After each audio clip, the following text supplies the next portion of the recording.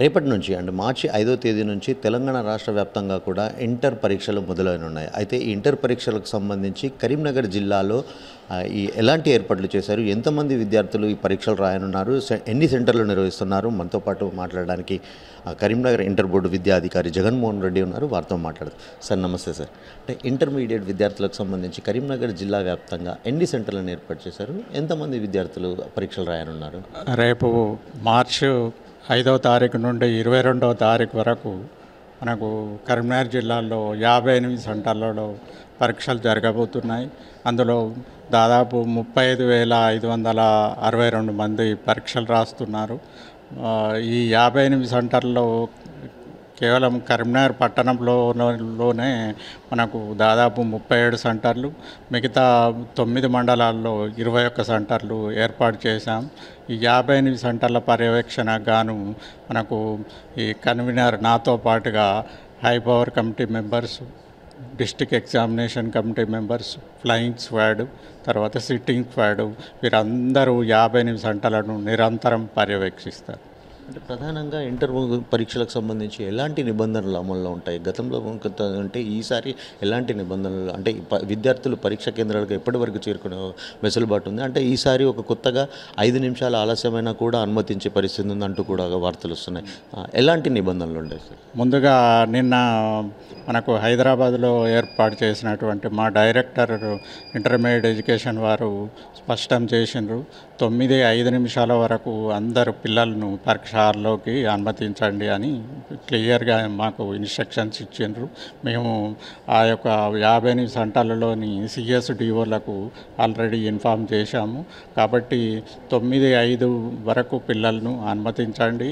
కాకపోతే తల్లిదండ్రులకు విద్యార్థులకు ఒకటే, ముందుగా మీరు ముందు రోజు మీ సెంటర్ను చూసుకోండి. తర్వాత ఆ ఎగ్జామ్ రోజు సెంటర్కు 1 గంట ముందుగా చేరండి. ఈ ఎగ్జామ్ సెంటర్ లొకేషన్ గాను మనకు హాల్ టికెట్లోనే క్యూఆర్ కోడ్ ముద్రించడం జరిగింది. ఆ క్యూఆర్ కోడ్ను స్కాన్ చేస్తే తన యొక్క సెంటర్ ఈజీగా షార్టెస్ట్ రూట్లో మనం చేరుకోవచ్చు. తర్వాత లాస్ట్ ఇయర్ కంటే కొత్తగా ప్రవేశపెట్టింది ఏంటంటే ఈ హాల్ టికెట్ మీద క్యూఆర్ కోడ్తో పాటుగా క్వశ్చన్ పేపర్ పై కూడా క్యూఆర్ కోడ్ను ముద్రించడం జరిగింది. ఎందుకంటే అందులో క్యూఆర్ కోడ్ యొక్క సీరియల్ నెంబర్ ప్రకారమే ఆ యొక్క పిల్లవాడికి ఆ పేపర్ హ్యాండ్ ఓవర్ చేయడం జరుగుతుంది. ఒకవేళ ఏ పేపర్ అన్నా ఆ సెంటర్ నుండి బయటకు వస్తే అది ఎవరి పేపర్ అనేది కూడా తెలుస్తుంది. కాబట్టి జాగ్రత్తగా ఎలాంటి కాపీని ప్రోత్సహించకుండా అధికారులను అప్రమత్తం చేశాం. తర్వాత పిల్లలు కూడా జాగ్రత్తగా ఉండాలి. 3 ఇయర్స్ డిబార్ చేయడం జరుగుతుంది. సార్ ప్రధానంగా హాల్ టికెట్ల విషయానికి వస్తే ఇప్పుడు ప్రస్తుతం ఆన్లైన్ విధానంలో కూడా విద్యార్థులు డౌన్లోడ్ చేసుకోవచ్చు. అంటే ఈ ఆన్లైన్లో డౌన్లోడ్ చేసుకున్న హాల్ టికెట్లు చెల్లుబాటు అవుతుందా? తప్పనిసరిగా కాలేజీ యాజమాన్యం ఇచ్చిన హాల్ టికెట్లు అంటే కొన్ని కళాశాలలు ఏదైతే ఫీజు పెండింగ్లో ఉన్న వాళ్ళకి విద్యార్థులకు హాల్ టికెట్లు జాప్యం చేస్తున్నారు కదా, అంటే ఇలాంటి వెసులుబాటు ఇప్పుడు ఆన్లైన్లో డౌన్లోడ్ చేసుకున్న హాల్ టికెట్లు చెల్లుబాటు అవుతుందా? పరీక్షల సమయంలోనే విద్యార్థులను ఈ ప్రైవేట్ యాజమాన్యాలు ఫీజుల గురించి కొంచెం బాధ పెట్టడం జరుగుతుంది. దాన్ని నిరోధించడానికి గత 5 సంవత్సరాల నుండి మన ఇంటర్మీడియట్ బోర్డు ఏం చేసిందంటే ఈ యొక్క డౌన్లోడెడ్ హాల్ టికెట్స్ అంటే TGBIE cgg.govin. ఆ సైట్ నుండి హాల్ టికెట్లు డౌన్లోడ్ చేసుకొని డైరెక్ట్ సెంటర్లకు వెళ్ళచ్చు. ఎలాంటి ప్రిన్సిపల్ సిగ్నేచర్ కూడా అవసరం లేదు. అందులో మా చీఫ్ సూపరింటెండెంట్ డిపార్ట్మెంటల్ ఆఫీసర్ కూడా ఇన్స్ట్రక్షన్స్ ఇచ్చాం. అలాంటి డౌన్లోడెడ్ హాల్ టికెట్స్కు పర్మిషన్ ఇవ్వమని చెప్పాం. కాబట్టి పిల్లలు నిర్భయంగా ఆ యొక్క డౌన్లోడెడ్ హాల్ టికెట్ తీసుకొని ఎగ్జామ్స్కు అలో కావచ్చు. అంటే ఈసారి ఏదైతే విద్యార్థులు స్మార్ట్ వాచ్లో గతంలో ఉన్నప్పటికీ కూడా ఈసారి ఎలక్ట్రానిక్ వాచ్ అంటే ఎలాంటి వాచ్ కూడా ధరించకూడదు అని ఇంకా ఎలాంటి నిబంధనలు అమల్లో ఉంటాయి సార్? 10 రోజుల క్రితం చీఫ్ సెక్రటరీ గారు మనకు స్టేట్ లెవెల్ కలెక్టరేట్ కాన్ఫరెన్స్ హాల్లో మీటింగ్ పెట్టడం జరిగింది. ప్లస్ మా డైరెక్టర్ నిన్న విలేకరుల సమావేశంలో స్పష్టం చేసిండ్రు. అంతకుముందు ఏంటంటే ఓన్లీ ఎలక్ట్రానిక్ వాచెసే అలో చేయమని చెప్పిండ్రు.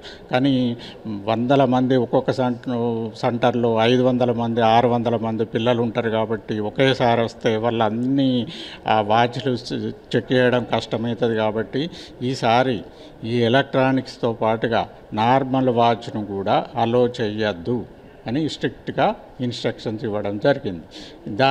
దాని ప్లేస్లో ప్రతి అరగంటకు ప్రతి సెంటర్లో పెళ్ళి కొడతారు కాబట్టి వాళ్ళకు వాచ్ అవసరం అనేది ఉండదు.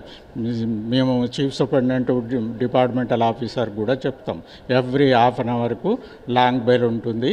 అందులో క్లియర్గా హాఫ్ అన్ అవర్ 9 to 12 వరకు every half an hour bells ఉంటాయి. సార్ చివరిగా చెప్పండి, అంటే విద్యార్థులు ఏదైతే ఇటీవల కాలంలో ఈ పరీక్షలకు సంబంధించి ఒత్తిడికి లోనై కొంతమంది విద్యార్థులు ఆత్మహత్యలకు పాల్పడుతున్నారు. అలాంటి వారికి అంటే ఈ పరీక్షలకు సంబంధించి మీరు ఎలాంటి సూచనలు ఇస్తారు? అంటే ఒత్తిడి లేకుండా విద్యార్థులు ఏదైతే పరీక్షలు రాయడానికి ఎలాంటి సలహాలు ఇస్తారు సార్? ఇది మామూలుగా ఎగ్జామ్ టైంలో ఉండేటువంటి యాంగ్జైటీ, ఆతృత, భయము, ఆందోళన వీటిని అన్నిటిని దృష్టిలో పెట్టుకొని బోర్డ్ ఆఫ్ ఇంటర్మీడియట్ దాదాపు సెప్టెంబర్ నుండే గవర్నమెంట్ కాలేజీలలో స్పెషల్గా సైకియాట్రిస్టులతోని క్లాసులు చెప్పడం జరిగింది. ప్రతి కాలేజీ 11 గవర్నమెంట్ కాలేజీల్లో 3 క్లాసుల చొప్పున చెప్పించడం జరిగింది. అలాగే రామచంద్ర మిషన్ వాళ్ళు కూడా చెప్పడం జరిగింది. ప్రైవేట్ వాళ్ళకు కూడా స్పెషల్గా కౌన్సిలింగ్ ఏర్పాటు చేయడం అని చెప్పడం జరిగింది. ఇంకా ఏమన్నా పిల్లలు ఎగ్జామ్ టైంలో ఒత్తిడికి లోనైతే 14416 ఇది టోల్ ఫ్రీ నెంబర్.